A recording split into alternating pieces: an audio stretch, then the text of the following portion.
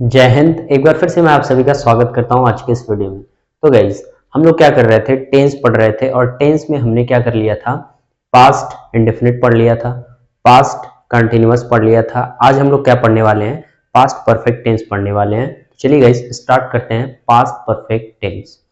तो गाइज सबसे पहले क्या है पास्ट परफेक्ट टेंस। सबसे पहले इसको पहचानेंगे कैसे कि वो पास्ट परफेक्ट टेंस है।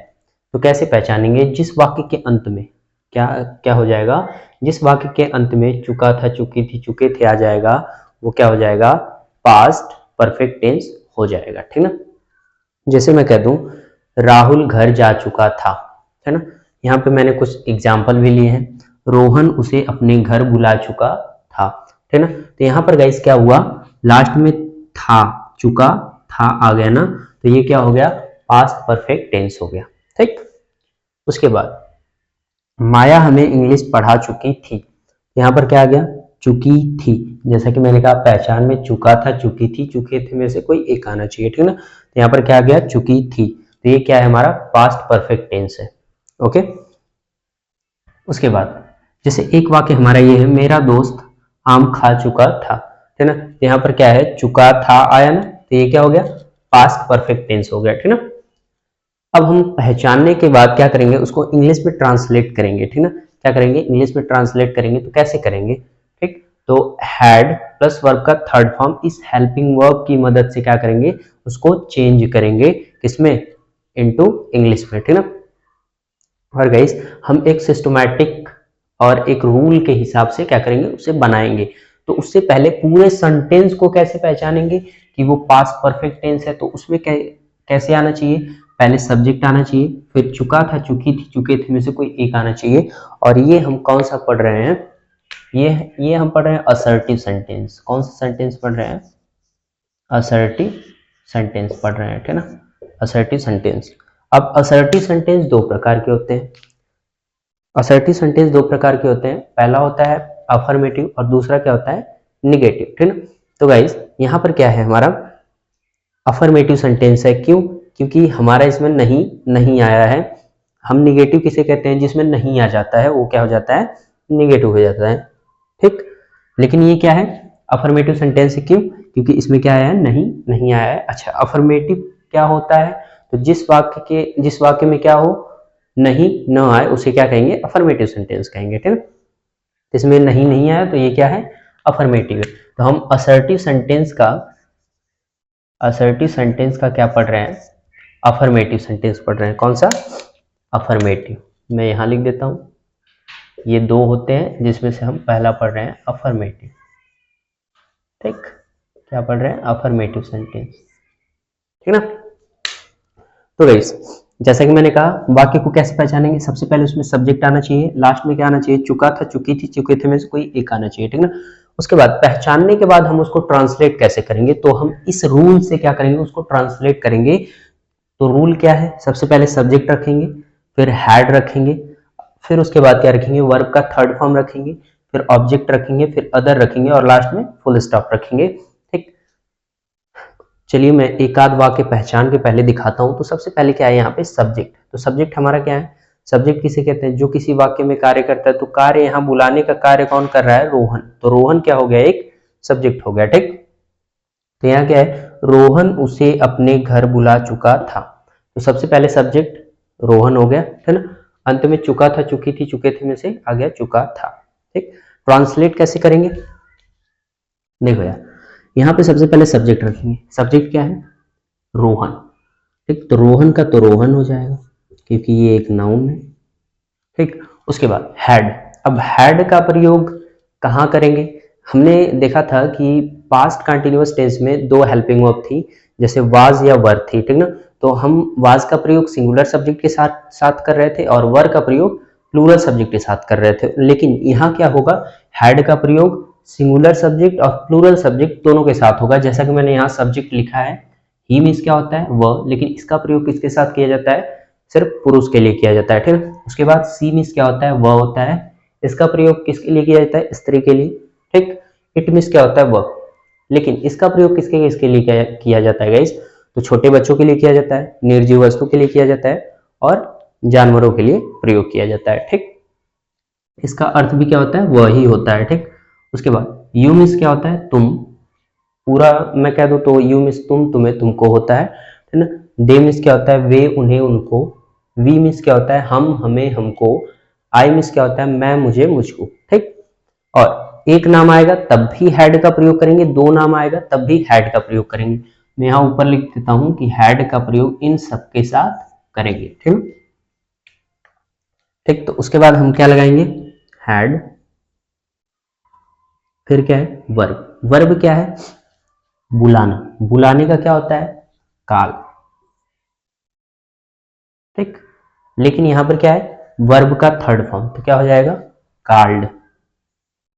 ठीक, अब गाइस वर्ब का first form, second form, third form मैंने कि जैसा शॉर्ट्स वीडियो में बताया है कि इसका वर्ब का फर्स्ट फॉर्म क्या होगा, सेकंड फॉर्म क्या होगा, थर्ड फॉर्म क्या होगा। जैसे यहाँ पर क्या है, काल। काल में क्या होता है, बुलाना। सेकंड फॉर्म क्या हो जाएगा, कार्ड हो जाएगा। थर्ड फॉर्म भी क्या हो जाएगा, कार्ड हो जाएगा। ठीक, तो गाइस ये सब मैंने क्या कर दिया है, शॉर्ट्स वीडियो में बताया है। आप चैनल के प्लेलिस्ट में जाके, शॉर्ट्स में जाके ये देख सकते हैं। ठीक है, ये क्या है, वर्ब का फर्स्ट फॉर्म है, ये वर्ब का सेकंड फॉर्म है, और ये क्या है, वर्ब का थर्ड फॉर्म। ठीक, तो यहां पर क्या हो गया, कार्ड। उसके बाद ऑब्जेक्ट। ऑब्जेक्ट क्या है, देखो गाइस ऑब्जेक्ट किसे कहते हैं, सब्जेक्ट द्वारा किए गए कार्य का जिस पर प्रभाव पड़ता है। तो यहाँ कौन बुला रहा है, रोहन, और आने का प्रभाव किस पर पड़ रहा है, मतलब रोहन बुला किसे रहा है, उसे। तो उसी का क्या हो जाएगा, हिम या हर। तो ये हो गया हमारा ऑब्जेक्ट, हिम या हर। अच्छा, मैंने हिम या हर में से दोनों क्यों लगाया, क्योंकि यहाँ हमें पता नहीं है रोहन लड़की को बुला रहा है या लड़की को बुला रहा है। ठीक है, उसके बाद अदर में क्या है, अपने घर। अपने घर, तो कौन अपने घर बुला रहा है, रोहन, और रोहन क्या है, एक लड़का है। तो क्या हो जाएगा, हीज हाउस, हीज हाउस। और लास्ट में क्या लगाएंगे, फुल स्टॉप। तो क्या बना, रोहन उसे अपने घर बुला चुका था, तो रोहन हैड कॉल्ड हिम या हर हिज हाउस। ठीक, ऐसे लगाएंगे, हीज हाउस।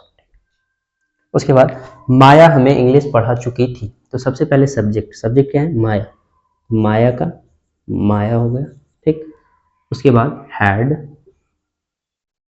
जैसे कि मैंने कहा सिंगुलर रहे या प्लूरल सबके साथ हैड का प्रयोग करेंगे।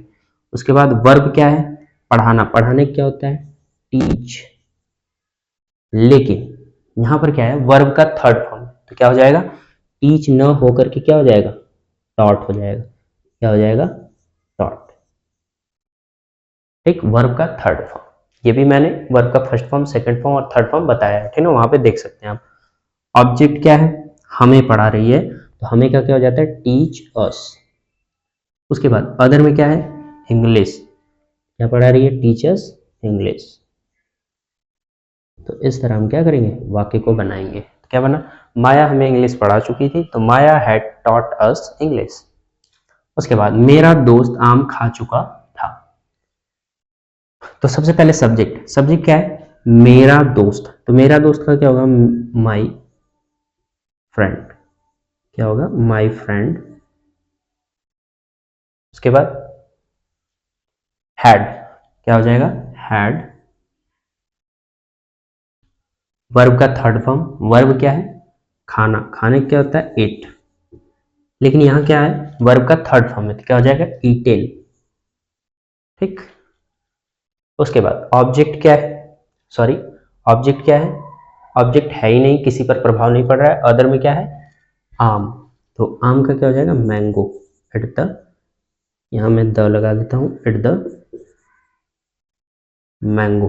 अब मैंने द क्यों लगाया, तो ये मैंने आर्टिकल पढ़ाया, अब उसमें जाकर देख सकते हैं कि क्यों द का प्रयोग करते हैं, कहां पर द का प्रयोग करते हैं, कहां पर एन का प्रयोग करते हैं, कहां पर अ का प्रयोग करते हैं। ठीक है, उसके बाद कोमल और राम घूमने जा चुके थे। तो सबसे पहले सब्जेक्ट, सब्जेक्ट क्या है, यहाँ दो सब्जेक्ट है, कौन सा, कोमल और राम, दो सब्जेक्ट हैं, तो हम दोनों सब्जेक्ट रखेंगे, क्या, कोमल एंड राम। ठीक, उसके बाद हैड, फिर वर्ब क्या है, यहाँ दो डबल वर्ब है। डबल वर्ब क्या है, एक जाना भी है और घूमना भी है। तो पहले जाएंगे तो गो, गो का थर्ड फॉर्म गॉन, फिर उसके बाद टू वंडर, क्या करेंगे, घूमेंगे, ठीक, गॉन टू वंडर,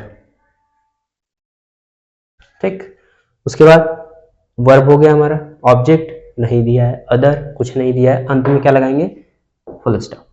तो क्या हो गया, कोमल और राम घूमने जा चुके थे, ठीक। तो Komal and Ram had gone to wonder. Okay guys, तो आई होप कि आपको पूरा पास्ट परफेक्ट टेंस समझ में आया होगा, जिसका हमने असर्टिव सेंटेंस का अफर्मेटिव पढ़ा। अगली वीडियो में हम क्या पढ़ेंगे, निगेटिव पढ़ेंगे। ओके गाइस, तो मिलता है नेक्स्ट वीडियो में। जय हिंद।